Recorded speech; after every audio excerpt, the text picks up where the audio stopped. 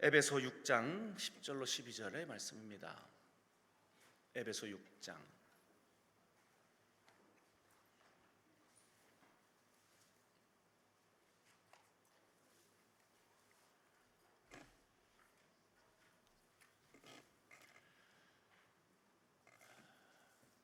에베소 6장 10절로 12절.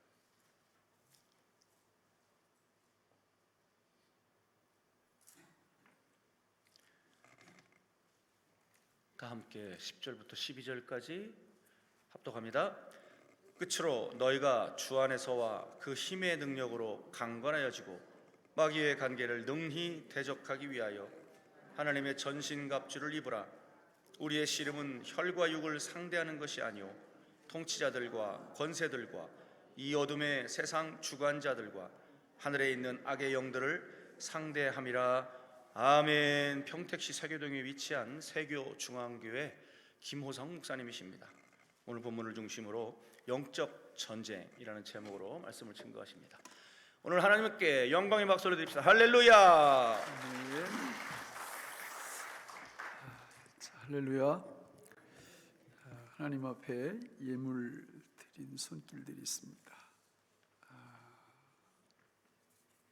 우리 조대현 집사님, 또 우리 강사 목사 하나님 앞에 예물 드렸는데 기도하겠습니다. 하나님 아버지, 오늘도 주님 존전에 나오면서 귀한 예물 드렸습니다.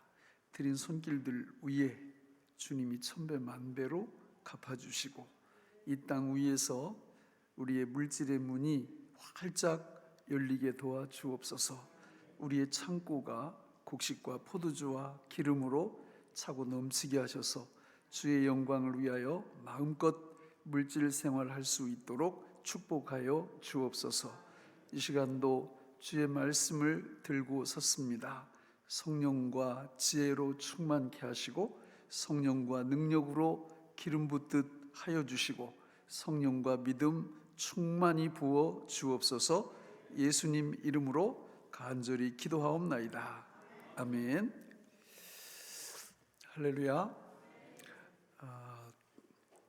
저는 이제 은퇴하고 나면 하고 싶은 게 되게 많아요. 되게 많아요.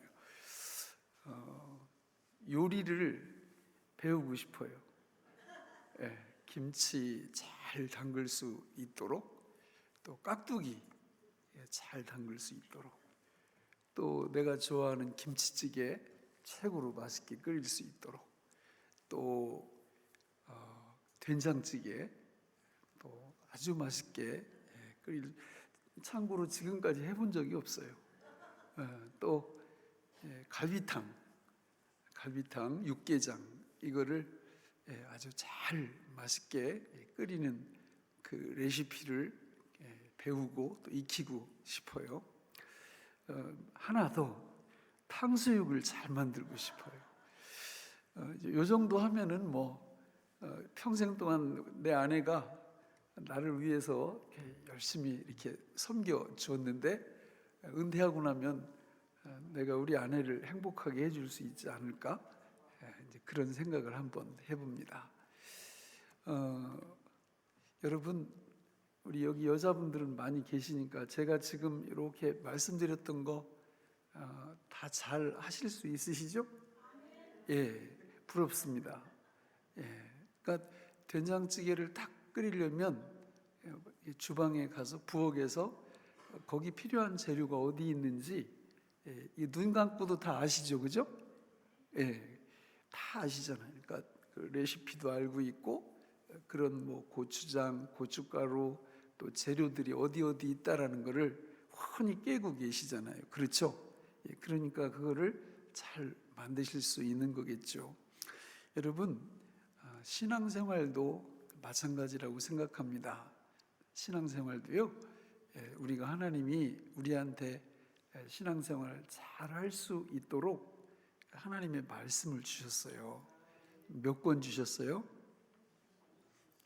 66권 주셨어요. 몇 장 주셨어요? 점점 소리가 줄어들어요. 그죠? 1189장. 몇 절 주셨어요? 이건 저도 몰라요. 이 성경마다 다 달라. 중요한 건 하나님이 66권을 우리한테 주셨다는 거죠. 그래서 이제 저는 이제 우리 교회 성도님들한테 최소한 그 성경 66권 중에서 5권은 그 구조와 내용을 머리에 담고 있어야 된다, 이렇게 말합니다. 하나님의 말씀은요, 대충 쓰신 게 아니에요. 아주 정교한 구조를 갖고 있고 조직을 갖고 있고 내용을 가지고 있어요. 그래서 공부해야 되고요, 열심히 연구를 해야 됩니다. 우리 교회는 제가 하나님 말씀 공부할 때 고3처럼 공부해야 된다, 이렇게 가르쳐요. 그랬더니 어떤 분이 그러시더라고. 나한테 오셔서, 목사님 요즘 고3은 공부 안 합니다. 그래서 그럼 누구처럼 공부해야 된다고 가르쳐야 되나, 이제 그런 고민이 들더라고요. 그러니까 성경 66권을 우리가 다 마음비에 새기고 있다면 얼마나 좋을까요? 그렇죠? 하나님께서 대충 쓰신 게 아니에요. 아주 정확한 구조, 설계도가 있단 말이죠. 우리 집을 지을 때도 좋은 집들은 어디에 돈을 많이 들여요? 설계에 돈을 많이 들입니다. 설계에. 저희 교회가 작년에 이렇게 교육관을 한 80억 들여서 이렇게 준공을 했는데, 그 설계비가 평당 20만 원 정도 들었어요. 1,200평 이렇게 짓는데, 그러니까 설계비만도 무지하게 돈이 들어가는 건데, 왜냐하면 그렇게 중요하니까. 그러니까 설계에 돈을 많이 안 들이면 이제 건물이 이게 좀 뭐라 그럴까, 뽀다구가 좀 안 난다고 그럴까, 구조도 좀 그렇고. 근데 확실히 설계비를 비싸게 주고 이렇게 했더니 너무 멋있고 아름다운 거예요. 그 건물 자체가 다 이렇게 완성하고 나니까. 근데 성경도 한 권 한 권이 너무 멋져요. 이렇게 공부를 해보면, 와, 이거 설계도가 장난이 아니구나, 너무 아름답구나, 이런 생각을 하는 거죠. 그래서 우리 성도님들한테는 5권 정도는 설계도하고 내용하고 마음비에 새기고 있어야 된다. 그 5권이 뭐냐? 첫째는 구약의 한 권, 창세기. 두 번째는 신약의 요한복음, 그리고 뒤에 나오는 사도행전, 그리고 로마서, 그리고 마지막 요한계시록. 이렇게 5권 정도는 우리가 마음에 품고 있어야 우리가 삶 속에서 무슨 일이 일어났을 때, 여러분, 군대 가서 하는 게 주로 뭐냐면 같은 훈련을 계속합니다. 특별한 거 없어요. 처음에 들어가서 한 2, 3개월만 딱 배우면 제대할 때까지 그것만 계속해요. 총 쏘는 거, 뭐 또 각계 전투, 뭐 땅 팠다 메우고, 그 쓸데기 없이 하는 것처럼 보이는데 그거를 계속 반복을 합니다. 그 이유가 뭐냐면, 전쟁이 딱 터지면 대부분 그런 훈련을 안 하면 적군이 저기 이렇게 와도요, 나가지를 못해요. 그러니까 총을 못 쏴요. 이게 보고는 무서워서 이렇게 뒤로 숨는다, 그 말이죠. 근데 그런 훈련을 계속 반복해서 하면 유사시에 적군이 나타나면 실제로 총을 쏠 수 있다는 거예요. 그래서 그렇게 반복적인 훈련을 하는 겁니다. 여러분 한번 생각해 보세요. 이 땅에서 살아가다 보면은 정말 이 세상이 너무 험악하잖아요. 우리한테 일어나는 사건들이 너무 많아요. 그리고 좋은 일도 있지만 힘든 일도 너무 많습니다. 저번 달에 한 주에 우리 성도님들, 젊은 분, 나이 드신 분 4분이 천국 가셨는데요. 한 주간에 4명 상을 치르다 보니까 별 생각이 다 들어가는 거예요. 이 세상은 그런 곳이에요. 그러면 그런 상황들이 막 발생했을 때 여러분들도 여기 오늘 오신 이유가 어떤 분들은 너무 갈급하고 또 너무 큰 힘든 일을 만나셔서 그렇게 오신 분들도 계실 거예요. 그러니까 우리가 그런 상황이 딱 발생했을 때 나의 첫 동작, 나의 첫 행동, 이게 뭐가 되어야 될까요? 예를 들면 아까 제가 김치찌개 잘 끓이신다고 그랬잖아요. 그러면 김치찌개 끓여야지 그러면 그 레시피를 여러분들은 다 알고 계시니까 그냥 순식간에 가서 주방에서 무슨 문 열고 뭐 이 재료 꺼내고 저 재료 꺼내고 척척척척 이렇게 하신단 말이에요. 그러니까 우리가 이 땅 위에서 살면서 만나는 힘든 일, 어려운 일이 딱 발생을 하면 그 첫 행동, 첫 생각, 첫 번째 나오는 말, 이게 뭐에 근거하느냐 그 말이에요. 그러니까 예를 들어 하나님의 말씀을 뭐 책별로 창세기, 요한복음, 사도행전, 로마서, 요한계시록 이거를 그 구조와 내용을 충분히 우리 마음속에 갖고 있다면 그 힘든 일을 만났을 때의 첫 번째 행동, 첫 번째 언어, 첫 번째 생각, 이게 그 성경 속으로 들어가요. 할렐루야. 그러니까 이 정도 실력을 갖추면 걱정할 거 별로 없습니다. 근데 저도 안 될 때가 많아요. 저도 힘든 일이 탁 발생하면 말씀 속으로 딱 들어가서 하나님 이거 뭐죠? 이렇게 나가는 게 아니라 이런 때는 어떻게 해야 되나? 그 머리를 굴리기 시작해요. 성경으로 가지 않아요. 하나님께로 안 가고 그 머리를 굴린단 말이에요. 우리 여자분들은 뭘 잘해요? 그런 일이 딱 발생하면 예? 이거 안에 이거 눌러가지고 언니 여기 그러니까 이게 얼마나 중요하냐면 여러분 적군이 딱 나타나면 총을 딱 쏴야 되는데 적군이 나타나면 뒤로 숨어버린단 말이에요. 그건 안 된다고 해요. 그러니까 우리가 하나님 앞에서 하나님이 주신 이 소중한 말씀을 우리 마음비에 잘 가지고 있다면 상황이 딱 발생하면 즉각 하나님 이거 뭐죠? 이런 때는 창세기인가요? 이런 때는 요한복음인가요? 이런 때는 요한계시록인가요? 이렇게 나갈 수 있다면 상당한 수준에 이르러 가신 거예요. 저는 예수님 믿는 분들이 믿음 생활, 신앙 생활 안 하는 분들이 너무 많고요. 안 할 때가 너무 많아요. 믿음 생활이라는 거는 믿음으로 생활하라 그 뜻이잖아요. 그렇죠. 그러니까 우리의 삶의 전 영역에서 어느 상황이 발생을 하면 믿음으로 생각하고 믿음으로 말하고 믿음으로 행동하는 게 믿음 생활이잖아요. 그런데 그 근거가 다 뭐예요? 하나님의 말씀이죠. 하나님의 말씀이죠. 그러면 말씀을 소유하고 있지 않으면 어떻게 그게 가능하겠어요? 말씀을 소유해야, 그렇죠? 그래서 이 너무너무 아름다운 너무너무 생명력 있는 이 하나님의 말씀이 우리 마음비에 잘 새겨져 있어야 된다 그 말이에요. 성경 66권은 너무 아름다운 건축물과도 같아요. 그래서 좋은 설계도들이 다 있습니다. 건축물들 중에 설계도 없이 짓는 건축물도 있긴 있어요. 뭐예요? 계집. 계집은 설계도 필요 없어요. 그냥 뚝딱뚝딱 만들면 됩니다.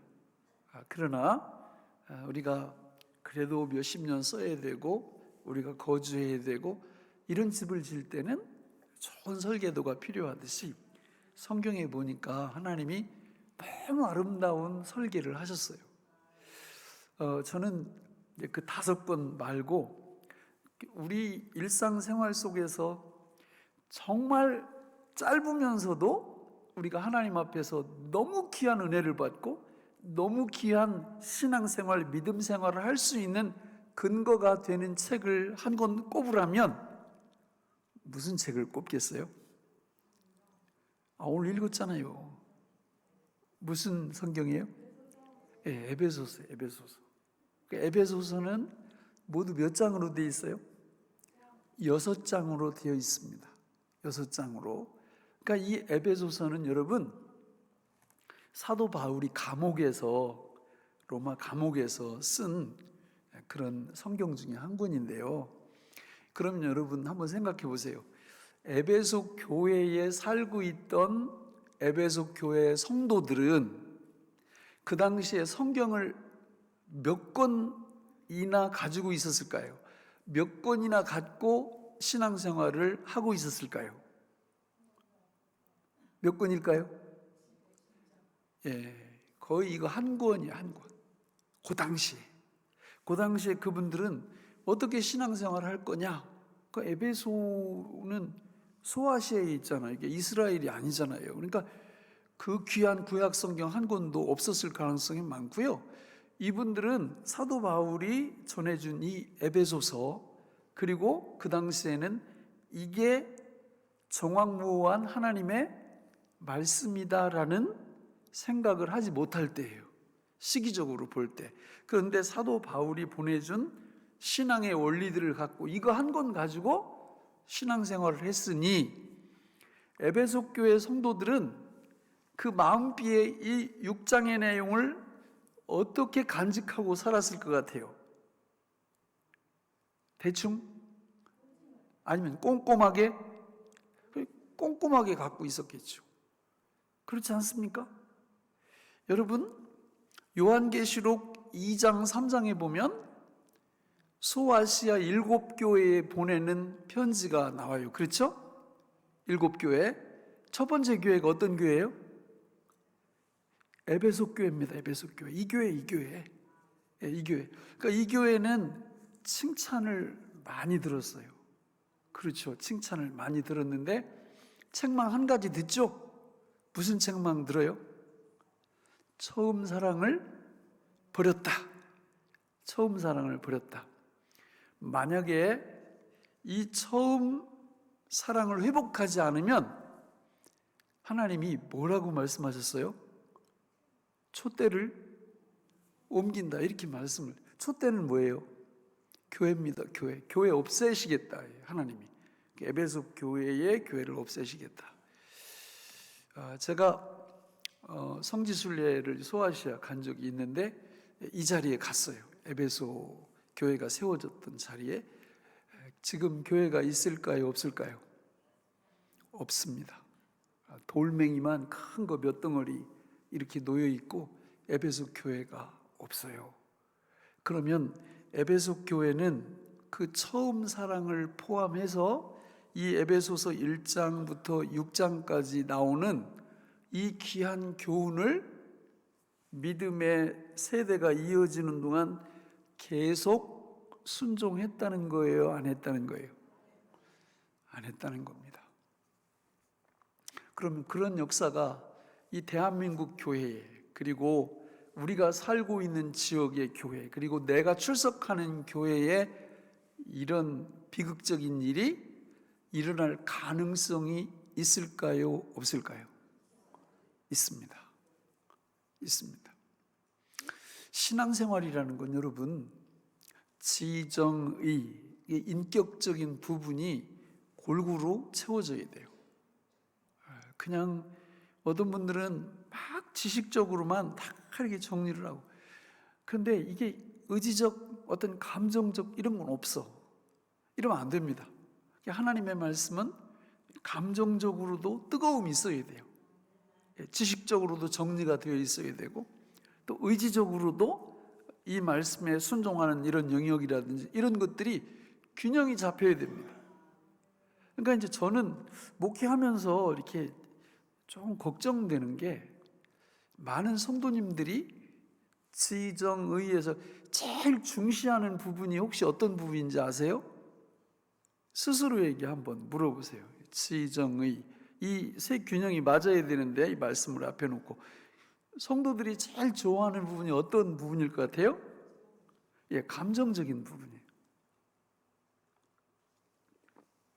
중요하지 않다는 게 아니고 균형을 우리가 이 지적인 부분, 이게 너무 중요한 거예요.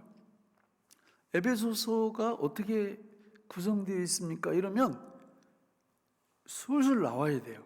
어떻게 나와야 된다고요? 술술. 1장의 내용은 보고, 2장의 내용은 보고, 3장의 내용은 보고, 4장의 내용은 보고, 5장의 내용은 보고, 6장의 내용은 보고. 저는 최소한 그 5권하고 이 에베소서 정도는 우리 모두가 우리 마음비에 새겨서 어느 상황이 딱 발생하면 이런 땐 뭐지? 이렇게 하나님께서 나한테 첫 번째 생각을, 첫 번째 언어를, 첫 번째 행동을 어떻게 하라고 그러시는 거지? 이렇게 항상 상황이 발생하면 말씀으로, 상황이 발생하면 하나님께로, 이런 그 거룩한 영적 습관이 우리한테 있어야 된다고 생각해요. 그래야 뭐가 안 없어져요? 교회가 안 없어져요. 교회가. 저는 이제 공부를 총신대학 나왔거든요. 총신대학, 총신대, 신대원, 그리고 이제 교육 MA 과정까지 해서 9년을 이렇게 공부를 했어요. 9년을 학교 공부를 9년을 이렇게 했는데 저는 여기 셋째 줄 뒤로 앉아서 공부한 적이 별로 없습니다. 우리 교인들한테도 그래요. 아니 뭐 늦게 와서 앞자리가 다 차 있을 때는 저기 앉으셔도 된다. 그런데 제발 이렇게 앞에 비어있는 의자 없이 앞쪽으로 좀 앉아달라 이렇게 얘기를 하거든요. 이유가 뭘까요, 여러분? 이유가 제가 우리 교회 이제 27년째거든요. 지금 제 목회하는 27년째인데 도중에 탈락하고 교회를 안 나오고 신앙을 포기하는 분들 보면 앞쪽에 앉았던 분들은 하나도 없어. 대부분 뒤쪽에 앉았던 분들이 2층, 항상 중이 2층 저 올라가 거기서 이게 너무 마음이 아픈 거예요. 너무 마음이 아파. 사실 뒤에 앉으면요 은혜가 잘 안 되더라고 나는. 아니 앞 사람 뒤통수에 핀 꼽힌 게 자꾸 눈에 이게 들어. 아니 왜 이렇게 저분은 좋은 옷을 입고 왔지? 그러다 보면 설교 놓치고. 그러니까 이게 은혜가 안 되는 거예요. 은혜가. 그러니까 우리 하나님 앞에서 이 말씀을 듣고 말씀을 공부하는 이 일에 혼신의 힘을 다 기울이고 하나님의 말씀이 우리 마음비에 잘 새겨지도록 할 때 우리 하나님이 저와 여러분들을 축복해 주시는 줄로 믿습니다. 여러분 에베소서는 6장으로 되어 있는데 그 6장을 딱 요약하고 딱 한마디로 딱 얘기하는 말씀이 6장 10절부터 20절까지예요. 거기 보면 영적 전쟁에 대해서 나와요. 그러니까 영적 전쟁에 대해서 말씀을 하면서 영적 첫 번째가 실상, 그러니까 오늘 영적 실상을 말씀드릴 거예요. 오전 시간에. 두 번째는 영적 무장, 세 번째는 영적 기도, 마지막 네 번째는 영적 전투. 저렇게 딱 돼 있고 저거를 보고 저 앞쪽으로 쭉 가면은 저걸 다 요약하고 있는 거예요. 앞에 내용 1장부터 6장 9절까지가. 그래서 오늘 본문 10절 처음에 시작할 때 어떻게 시작해요? 어떤 단어로 시작해요? 끝으로. 끝으로. 이 말은 결론적으로 이런 뜻이에요. 결론적으로. 그러니까 사도 바울은 에베소서 이 성경을 쓰면서 인생 자체를 뭘로 보는 거예요? 영적 전쟁으로 보는 겁니다. 영적 전쟁으로. 이 관점이 너무 중요한 거예요. 여러분 동의하시나요? 우리가 살아가는 이 땅이 영적 전쟁이고요. 예수 믿고 구원받은 저와 여러분들은 그 영적 전쟁을 수행하는 영적 전사, 군사예요. 군사예요. 그러니까 이거를 놓치면, 이걸 잊으면 여기에 무지하면 전쟁 안 합니다. 전쟁 안 하면 어떻게 될까요? 이제 이렇게 유튜브 영상 같은 거 보면은 이렇게 줄 서 있는데 맨 앞에 서 있는 사람을 세 번째 사람이 주먹으로 꼴밤을 딱 치고 딱 서 있어요. 그러면 맞은 1번은 쳐다보면서 누구를 볼까요? 2번을 보는 거예요. 2번. 그럼 2번은 자기 때린 적 없잖아요. 그죠? 이렇게 안 때렸다 이렇게 얘기할 거 아니에요. 그죠? 그 조금 있다 또 3번이 또 꿀밤을 주고 딱 이렇게 하니까 이번에는 1번이 보지도 않고 누구를 주워 박아요? 2번을 주워 박아요. 그러면 돼요, 안 돼요? 이런 일이 신앙생활 속에서 실제로 너무 많이 일어나요. 목회를 하다 보니까 교인들끼리 자기들끼리 치고받고 막 싸워. 그런데 오늘 성경 말씀에 보면 그 사람이 나한테 하는 게 아니에요, 사실은.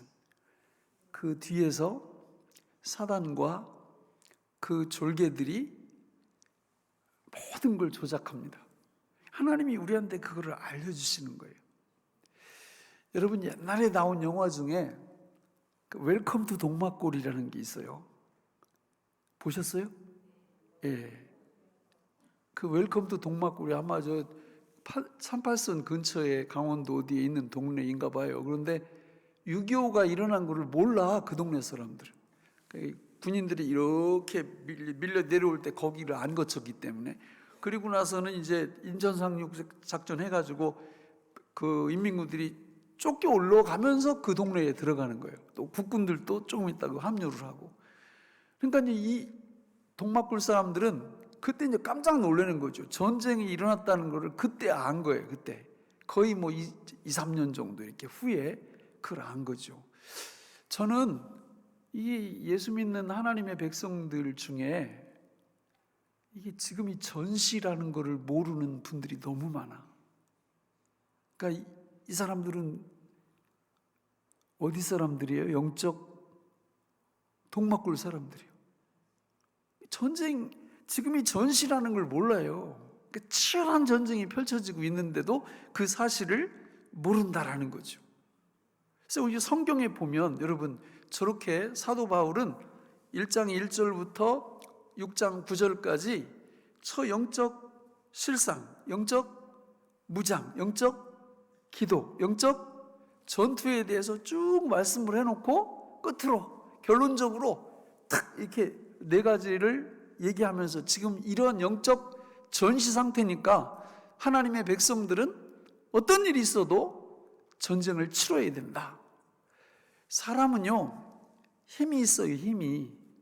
하나님이 이 힘을 왜 주셨을까요? 전쟁하라고 주신 거예요.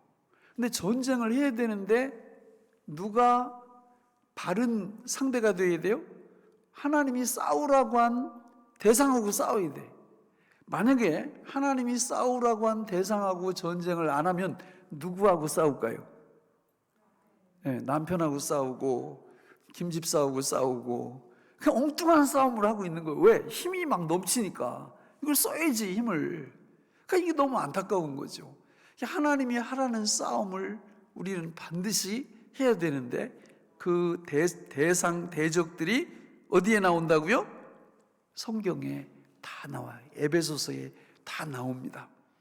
여러분, 이 땅 위에는 악한 사단이 우는 사자처럼 또 광명한 천사처럼 지금 이 자리에서도 우리를 공격해 들어오고 있어요.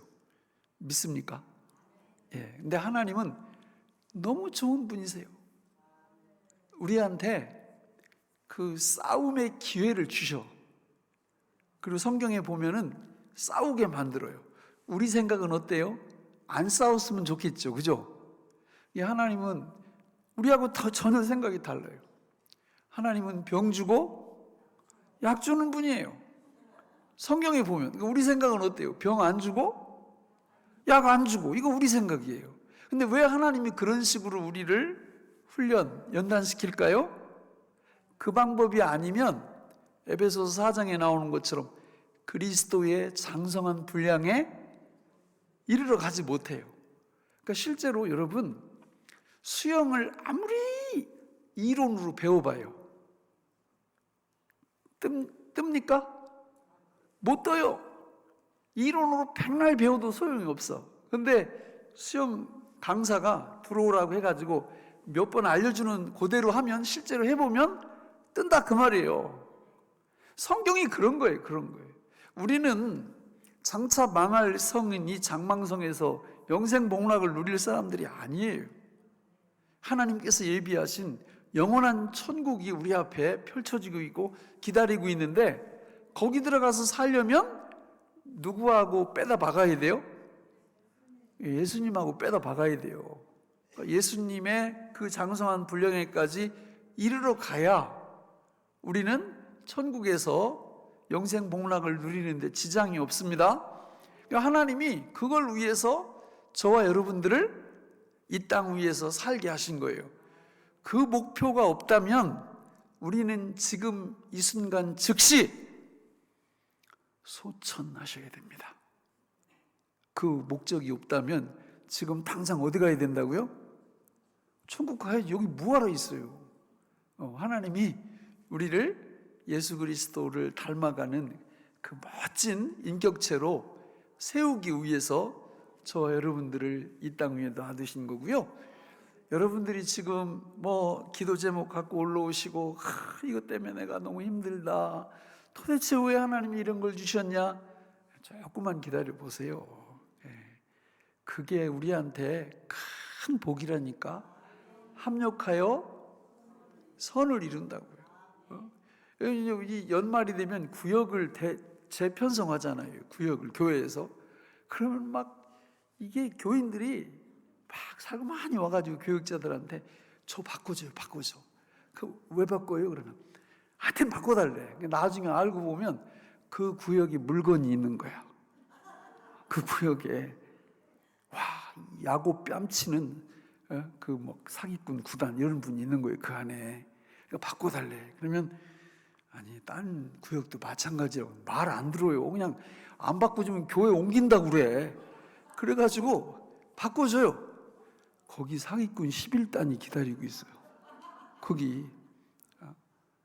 이게 뭡니까? 하나님이 이게 나중에 시간이 지나가 보면 가장 복을 받는 게 누구냐면 그분 때문에 본인. 그분 때문에 마음 끓이고 기도하고 하나님 앞에 매달리고 연말 되면 바꿔야지 이러면서 그 자기의 모난 부분이 그분 때문에 다 이렇게 부들부들해지게 이렇게. 하나님께서 그렇게 하시는 겁니다. 그러니까 우리가 이 땅 위에서 영적 전쟁이다. 그리고 에베소 6장 10절로 20절에 보니까 네 가지로 딱 나누는데, 첫째 영적 실상, 둘째 영적 무장, 셋째 영적 기도, 네 번째 영적 전투. 저 틀을 어떻게 하면 좋겠어요? 외워야죠. 저거 외워야지. 저런 걸 다 이렇게 외우고 이렇게 마음비에 딱 새기고 살면서 어떤 일이 딱 발생하면 이거 뭐지? 넷 중에 뭐야? 이렇게 나오셔야지. 그렇죠. 너무 중요합니다. 여러분, 하나님은 너무 좋으신 분이에요. 우리한테 오후에 말씀드리겠지만 이 땅에서 만나는 사탄과 그 떨거지들을 완벽하게 제압할 수 있도록 하나님이 우리한테 무장을 시켜주셨어요. 그죠? 머리에는 뭘 써요?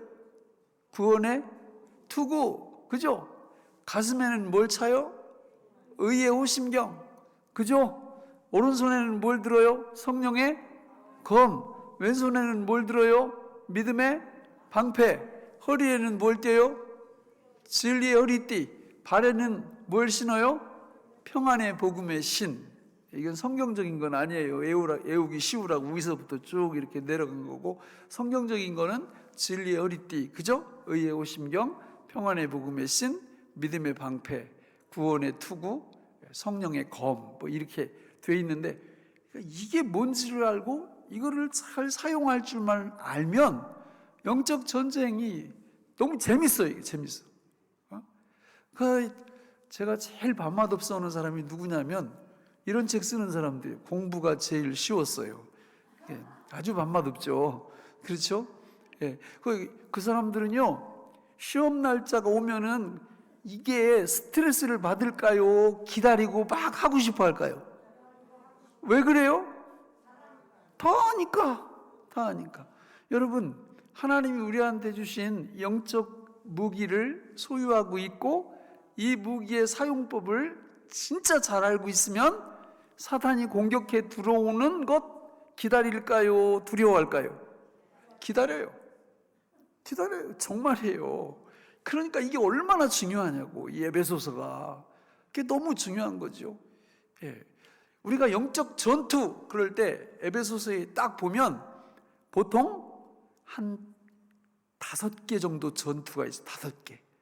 그러니까 사탄이 공격해 들어온 루트가 5개란 말이에요. 5개. 첫째는 4장에 보니까 성령이 하나 되게 하신 것을 힘써 지키라 이렇게 말해요. 그러니까 하나됨의 전쟁을 우리는 감당을 해야 됩니다. 하나됨의 전쟁. 그러니까 사단은 어떻게 하려고 하겠어요? 그렇지. 사단은 하여튼 분열 막 나누고 이거 하는 거예요. 또 두 번째는 에베소 4장에 보면 두 번째 전투는 봉사, 섬김의 전쟁이에요.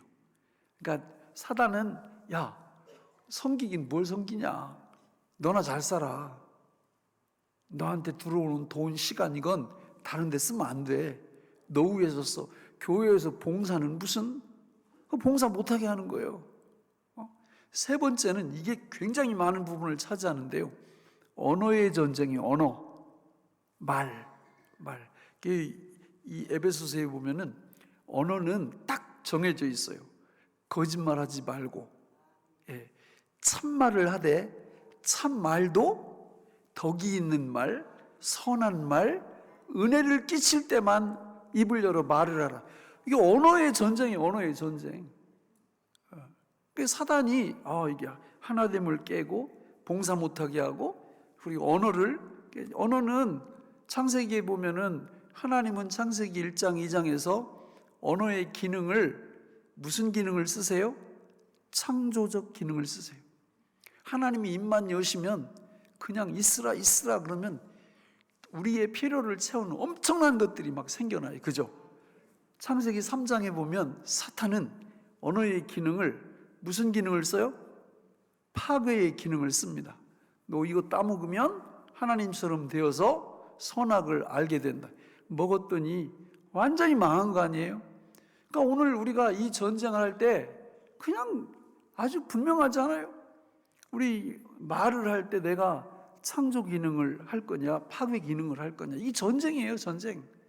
그리고 5장 뒷부분에 보면 네 번째 전쟁이 가정에서의 전쟁이에요,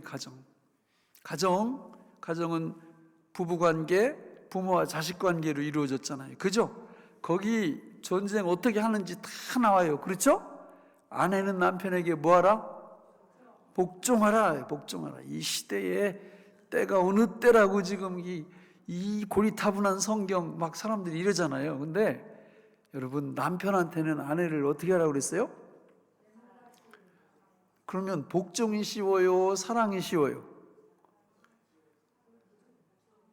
복종이 1000배, 10,000배는 쉬워. 왜냐하면 거기 사랑하라고 뒤에다 뭐라고 했냐면 그리스도께서 교회를 위하여 자신을 주심같이 사랑하라 이랬으니까 남편들은 아내를 위해서 뭐 하라는 거예요? 죽으라는 거예요. 나는 그래서 우리 집사람하고 맨날 그래요. 나하고 역할을 바꾸자고. 나 복종할 테니까 사랑해달라고. 복종이 훨씬 쉬워. 그러면 아내는 복종하고 남편은 사랑하면 그 가정이 어떻게 될까요? 천국입니다. 천국. 근데 지옥을 경험하는 가정은 아내는 남편한테 왜 사랑 안 하느냐고 막 삿대지. 남편은 아내한테 왜 복종 안 하느냐고. 누구나 잘하세요? 너나 잘하세요. 그러니까 아내는 남편 눈치 볼 거 없이 복종하면 되고 남편은 아내 그 신경 쓰지 말고 생명을 다해서 아내를, 그게 천국을 이루는 거죠. 이게 네 번째 전쟁이에요. 또 뭐 자녀와 부모 사이에도 나오고, 마지막 다섯 번째 전쟁은 뭐예요? 직장에서의 전쟁이에요. 직장. 그래서 종업원들은 사장님을 내적 외적으로 존경하고, 또 우리 사장님들은 종업원을 역시 내적 외적으로 존중해 주면서 하나 강조하는 게 있는데, 위협하지 말라는 거예요. 종업원들 위협하지 말라고. 그러니까 예수님을 정상적으로 믿는 분들은 이거 할 수 있어요, 없어요? 이거. 예? 이거 내가 볼 때는 성경에 보니까 이거 안 돼, 이거 안 된다니까. 그러니까 이게 말씀을 이렇게 쭉 이렇게 보다 보면, 이게 우리가 치러야 될 영적 전쟁들이 5개 정도 되는구나. 첫 번째는 하나됨의 전쟁, 두 번째는 섬김 봉사의 전쟁, 세 번째는 말 언어의 전쟁, 네 번째는 가정의 전쟁, 다섯 번째는 직장의 전쟁. 요거예요. 그러니까 이 전쟁을 할 때 요 속에서 누가 역사한다고요? 자, 우리 오늘 본문 같이 한번 읽어볼까요? 6장 10절로 우리 12절 같이 읽겠습니다. 시작. 끝으로 너희가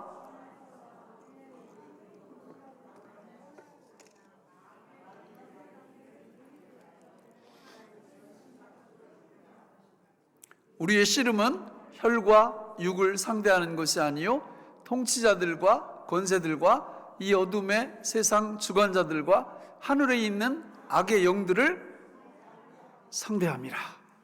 옆에 김 집사가 아니라고요. 내 남편이 아니라고요. 자식한테 이 왼수야 막 이러는데 자식 아니라고요. 우리 대적이, 그죠? 그들 속에서 역사하는 뭐예요? 거기 보니까 통치자들과 권세들과 또 이 세상의 주관자들과 하늘에 있는 악의 영들이란 말이에요.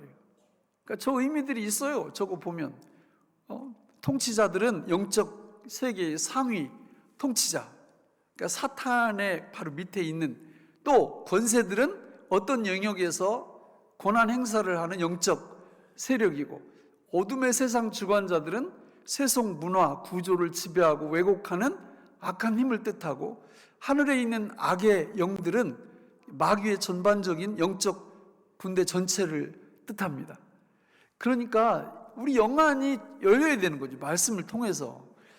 이게 저도 이렇게 보면 정치하는 사람들은 다 좀 모아서 태평양 어디 갔다가 쓱 이렇게 좀 하고 싶은 생각이 많이 있지만, 그거는 그냥 겉으로 볼 때 그런 거고, 그게 아니고 그 뒤에서 쟤들이 다 조절해요. 쟤들이 다. 이게 뭐 정치인들만 쟤들이 조정하는 게 아니라 내 안에도 수시로 와가지고 계속 충동하고 계속 역사하고 이런다, 그 말입니다. 이 영적 실상을 우리가 분명히 어떻게 해야 된다고요? 알아야 된다고요. 알아야 된다. 그런데 10절 시작하는 말씀에 너무 귀한 말씀이 나와요. 우리 같이 한번 10절 다시 한번 볼까요? 끝으로 너희가 주 안에서와 그 힘의 능력으로 강건하여지고. 영적 전쟁을 하려면 주 안에 있어야 돼요. 주 안에 있다라는 거는 예수님 믿고 구원받아야 된다, 그런 뜻이에요. 구원 못 받은 사람은 지금 제가 드리는 이 말씀 이게 얘기하면 전혀 이해를 못 합니다. 저런 게 어딨어? 저 말은 잘하네. 나한테 보여줘봐. 이런 식으로 얘기하죠. 자, 예수님 믿고 구원을 받은 다음에는 그 다음에 뭐라고 그랬어요? 끝으로 너희가 주 안에서와 그 힘의 능력으로 강건하여지고. 그러면 하나님이 그 힘의 능력으로 강건케 하셨다는 거예요? 앞으로 해주실 거라는 거예요? 하셨다는 거예요. 그래서 에베소서 1장, 2장, 3장에 보면 저 하나님의 힘의 능력으로 어떻게 강건하게 해주셨는지가 잘 나와 있어요. 1장, 2장, 3장에. 그러니까 1장에 몇 가지가 나오는데 우리는 몇 가지만 하면 그래도 기억하기 좋아요? 3가지. 그래서 제가 1장에서 3가지 오늘 이 시간에 말씀드리고, 오후에는 2장의 3가지, 또 3장의 3가지를 이렇게 말씀드릴 거예요. 그래서 9가지만 딱 기억하고 있으면 끝으로 너희가 주 안에서와 그 힘의 능력으로 강건하여지고, 이게 실제가 되는 거예요, 우리한테. 그러면 1장에 도대체 하나님이 어떻게 그 안에서 강건하게 우리를 축복하셨는지 3가지를 한번 간단히 보겠습니다. 자, 우리 에베소서 1장 3절로 6절을 같이 한번 읽어보겠습니다. 3절로 6절 읽습니다. 시작. 찬송하리로다 하나님 곧 우리 주 예수 그리스도의 아버지께서 그리스도 안에서 하늘에 속한 모든 신령한 복을 우리에게 주시되, 곧 창세전에 그리스도 안에서 우리를 택하사 우리로 사랑 안에서 그 앞에 거룩하고 흠이 없게 하시려고 그 기쁘신 뜻대로 우리를 예정하사 예수 그리스도로 말미암아 자기의 아들들이 되게 하셨으니, 이는 그가 사랑하시는 자 안에서 우리에게 거저 주시는 바 그의 은혜의 영광을 찬송하게 하려는 것이라. 자, 저기 보면 하나님이 우리를 축복하셨고, 우리한테 능력을 주셨고, 축복을 주셨고, 너무 좋은 것들을 엄청 주셨는데, 첫째, 언제요? 언제? 창세 전에. 믿으세요? 너무 놀라운 말씀이에요. 우리가 이 땅에 오기도 전에, 세상이 만들어지기도 전에 우리 하나님 아버지께서 저와 여러분들을 너무너무 사랑하셔서 우리를 예정하시고 우리를 선택하셨대요. 뭘로?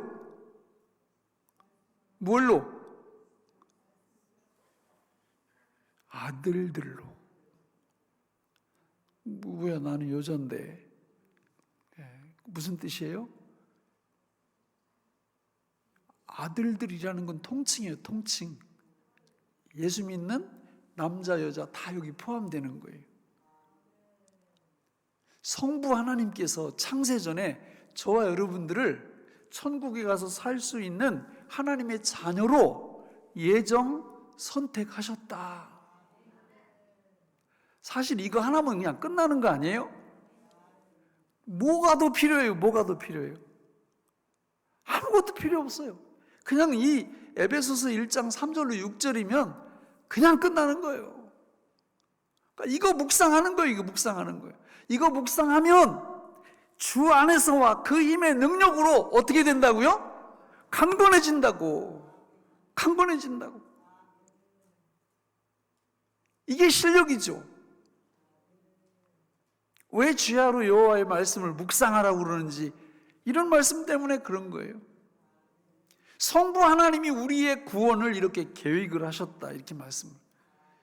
그러면 성자 하나님은 뭘 하셨나? 7절을 같이 한번, 7절, 1장 7절 같이 읽겠습니다. 시작. 우리는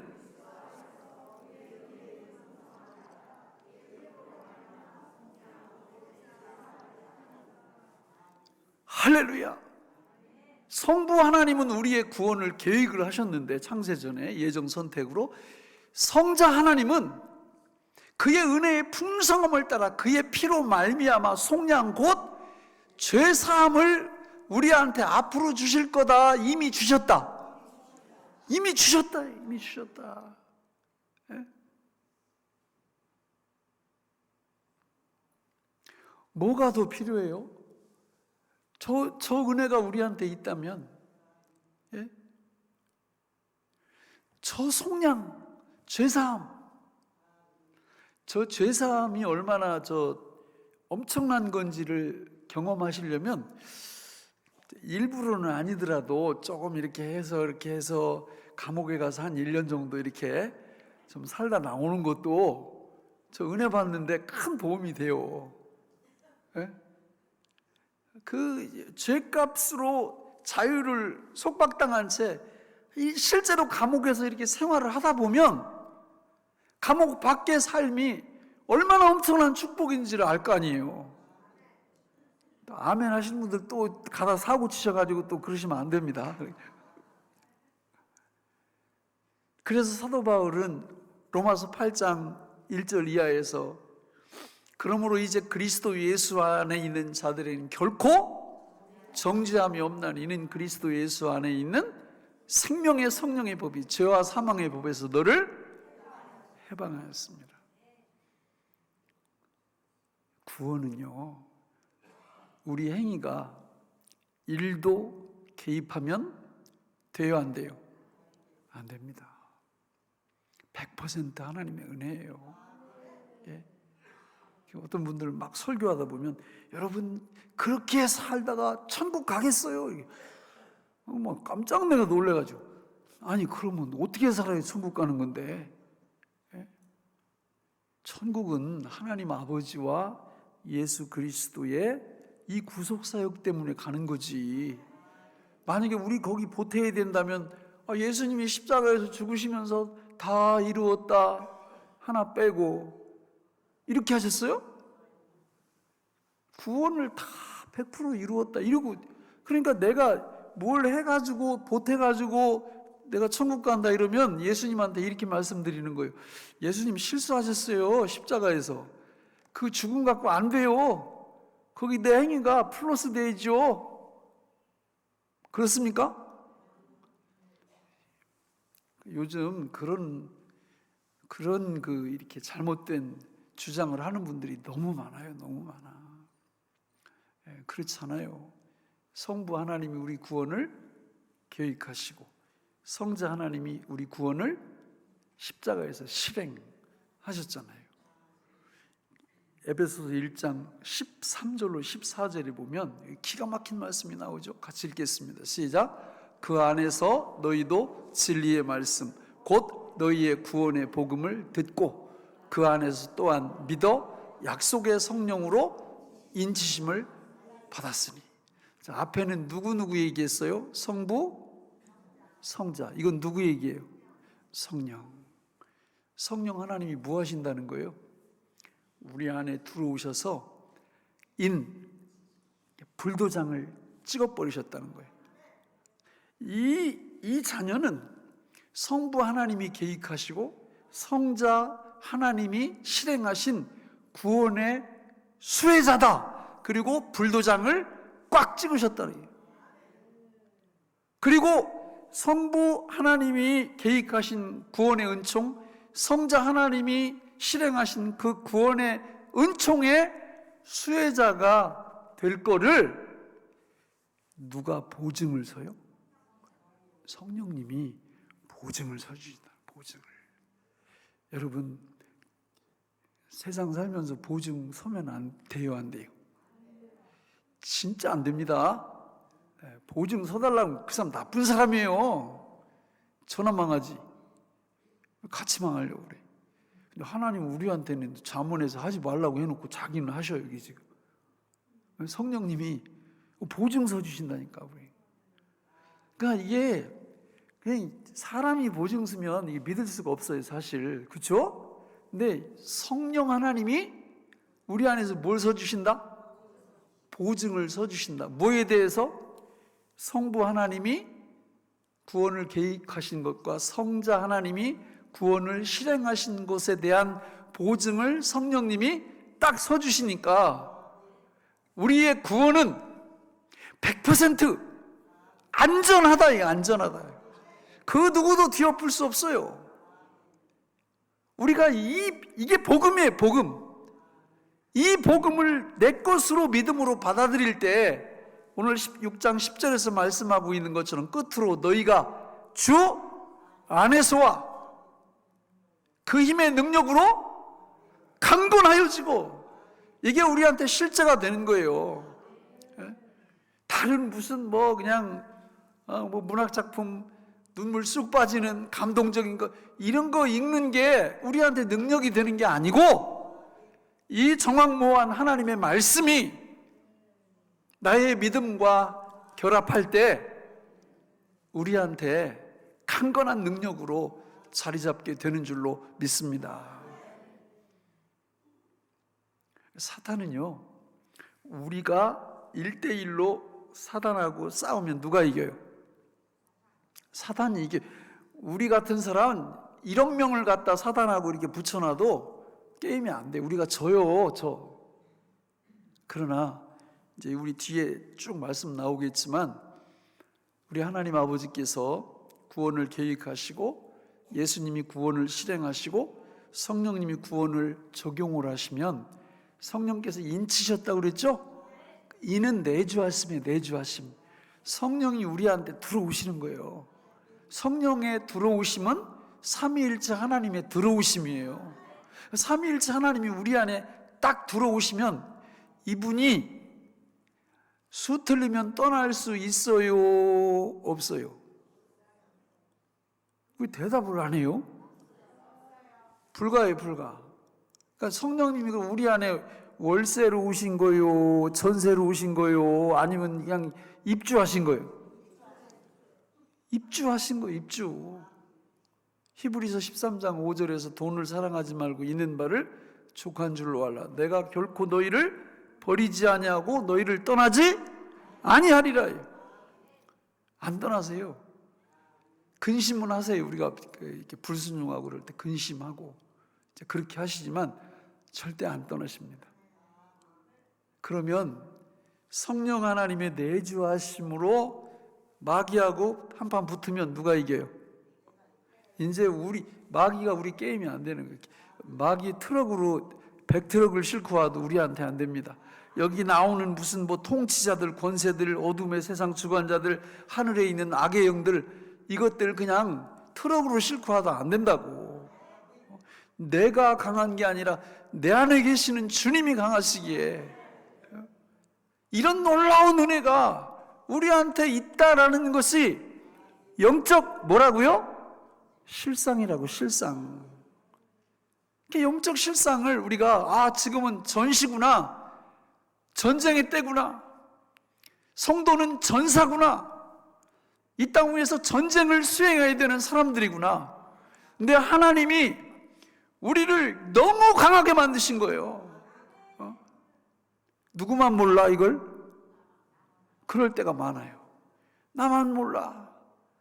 그래가지고 이게 주일날 이제 설교하러 여기 강대상에 이제 이렇게 앉아 있으면 교인들이 들어오는 게 보이잖아요. 이렇게 보이면 그냥 얼굴을 보면 견적이 나와. 아니 저분이 내주하시는 성령 하나님과 함께 한 주간 동안의 영적 전쟁에서 승리하고 들어오는지, 아니면 그냥 맞을 대로 얻어맞다가 그냥 패잔병처럼 이렇게 들어오는지 얼굴 보면 알아. 얼굴 보면. 여러분, 성도는 영적 동막골 사람이 되면 안 돼요. 지금 전시라고. 전시. 치열한 전쟁이 지금 펼쳐지고 있다라는 것입니다. 요한계시록이 몇 장으로 되어 있죠? 내가 알 바 아니죠, 그죠? 22장으로 되어 있고요. 거기 12장부터 14장까지는 사탄 삼위일체와 싸우는 지상교회에 대해서 나옵니다. 그러니까 12장에 보면은 사탄이 나와요. 붉은 용, 사탄. 이 사탄이란 놈은 하나님 모방자예요. 하나님 모방자. 그래가지고 하나님이 성부, 성자, 성령으로 존재하시잖아요. 우리 삼위일체 하나님이시잖아요. 이놈들도 마귀를 성부에 빗대고, 그리고 13장에 가보면 두 마리 짐승이 있는데 하나는 바다에서 나오고 하나는 땅에서 올라와요. 그러니까 이 바다에서 올라오는 이 짐승은 성자 예수님을 사칭하고, 땅에서 올라오는 이 짐승은 성령 하나님을 사칭해요. 그래서 이 지상교회가 이 사단과 그 사단의 졸개들과 치열한 전쟁을 펼칩니다. 그러면 13장의 바다에서 올라오는 짐승이 누구냐? 하나님을 대적하는 정치 지도자예요. 그러면 13장 뒷부분에 나오는 땅에서 올라오는 짐승은 누구냐? 하나님을 대적하면서 하나님 대적하는 정치 지도자를 숭배하는 종교 지도자예요. 그러니까 우리 영적 전쟁의 실상을 우리가 알아야 되는 거예요. 그러니까 바다에서 올라오는 짐승은 용을 경배하고, 그러니까 하나님이 싫어하는 이런 정책들을 마구마구 만들어냅니다. 근데 이거는 어떤 한 사람에게 시대마다 고정될 수도 있지만, 어떤 때는 정치 지도자가 이 바다에서 올라오는 짐승 역할을 할 때도 있고 안 할 때도 있고 그래요. 그러니까 저는 설교할 때 여기에 근거해서 설교를 합니다. 김일성 무조건 저 바다에서 올라오는 짐승이에요. 하나님 완벽하게 거역하잖아요. 그 밑에 있던 그 외삼촌인가 그 강양무 목사라고 있어요. 그 인간이 그거 공산주의 이론 이렇게 세우고 하는데 다 서포트했거든요. 그 사람은 어디서 올라오는 짐승이에요? 땅에서 올라오는 짐승입니다. 그 얘기를 해야 되는 거예요, 설교 시간에. 근데 이해 못하는 교인들은 자기가 좋아하는 대통령을 막 비판하면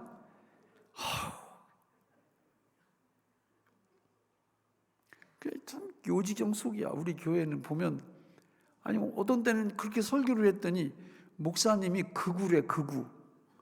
그래서 좌에 있는 사람들이 교회를 떠나가 버려요.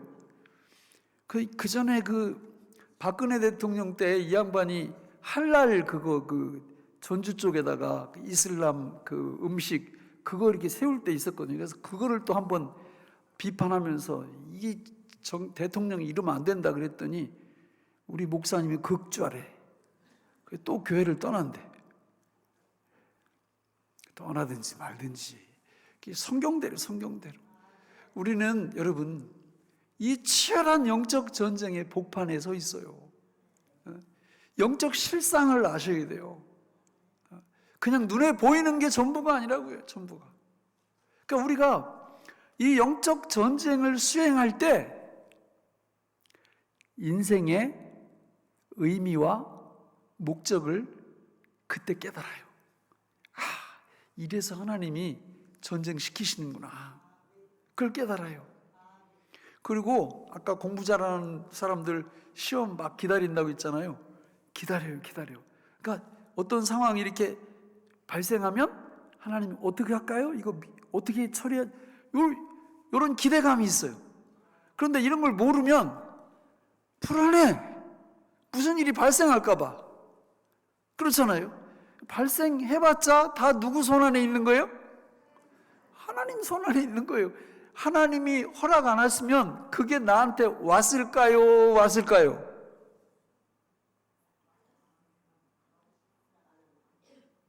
너무 질문을 좀 어렵게 했나 보다. 하나님이 허락 안 하시면 안 와요. 안 와.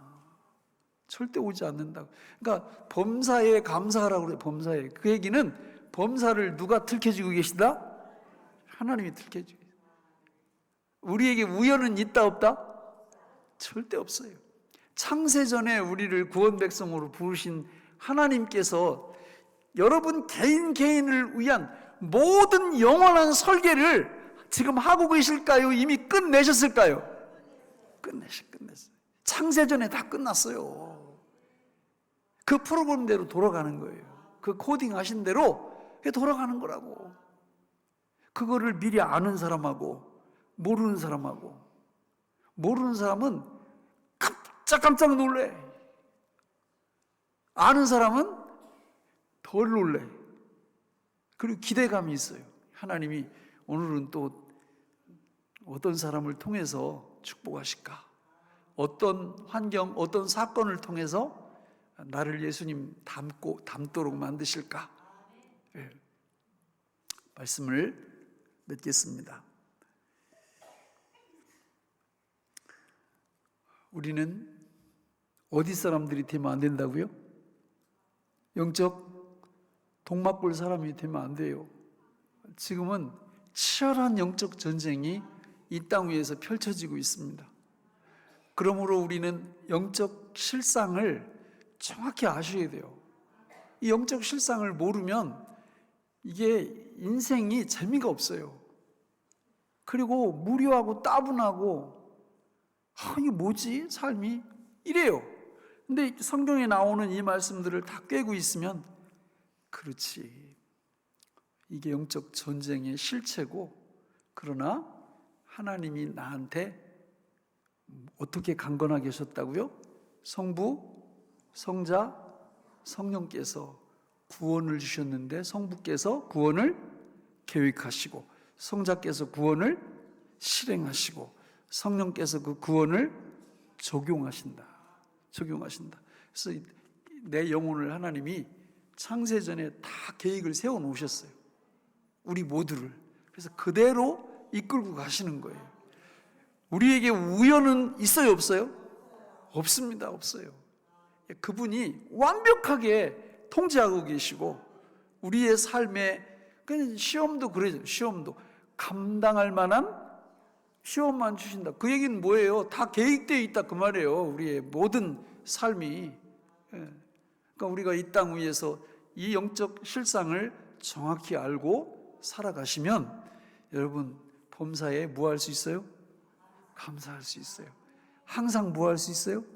기뻐할 수 있어요. 쉬지 말고 뭐 할 수 있어요? 기도할 수 있어요. 기도하겠습니다. 하나님 아버지, 이 시간 우리에게 주신 이 말씀이 생명의 양식이 되게 하여 주옵소서. 예수님 이름으로 기도합니다. 아멘.